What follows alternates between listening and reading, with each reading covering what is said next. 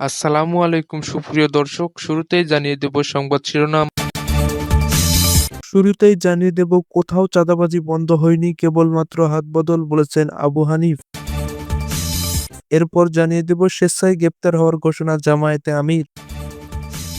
এবং সর্বশেষ জানিয়ে দেব, ছাত্রদলের 4 কেন্দ্রীয় নেতা সড়ক দুর্ঘটনায় গুরুতর আহত।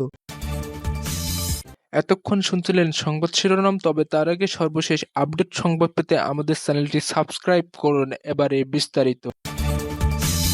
কোথাও চাঁদাবাজি বন্ধ হয়নি, কেবলমাত্র হাতবদল হয়েছে, বলেছেন আবু হানিফ। জুলাই গণ অভ্যুত্থানে শেখ হাসিনা পালিয়ে তার দোসররাও পালিয়ে গিয়ে মন্তব্য করে গণ অধিকার পরিষদে উচ্চতর পরিষদ সদস্য ও গণমাধ্যমের সমন্বয়ক আবু হানিফ বলেছেন, আওয়ামী লীগের যারা চাঁদাবাজি করত, দখলদারি করত, তারা পালিয়ে তাদের স্থানে অন্য একটা দল দায়িত্ব নিয়েছে। তিনি বলেন, জুলাই গণ অভ্যুত্থানের পরেও কোথাও চাঁদাবাজি দখলদারি বন্ধ হয়নি, কেবলমাত্র হাতবদল হয়েছে। বৃহস্পতিবার 20 ফেব্রুয়ারি বিকাল 4টার দিকে গণ অধিকার পরিষদে কেন্দ্রীয় কার্যালয়ের সামনে সড়ক পরিবহন, চাঁদাবাজি ও নৈরাজ্য প্রতিবাদের বিক্ষোভ মিছিলে এসব কথা বলেন তিনি।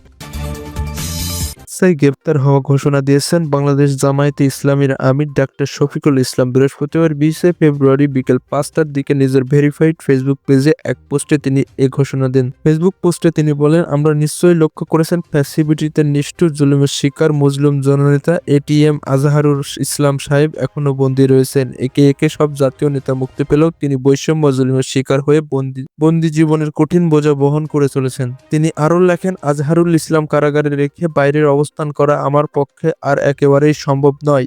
আর সরকারকে যথেষ্ট সময় দিয়েছি এই জুলুমের প্রতিবাদে এবং এটিএম আজহারুল ইসলামের মুক্তির দাবিতে আমি নিজে গ্রেপ্তার হওয়ার জন্য 25 ফেব্রুয়ারি আদালত প্রাঙ্গণে হাজির থাকব।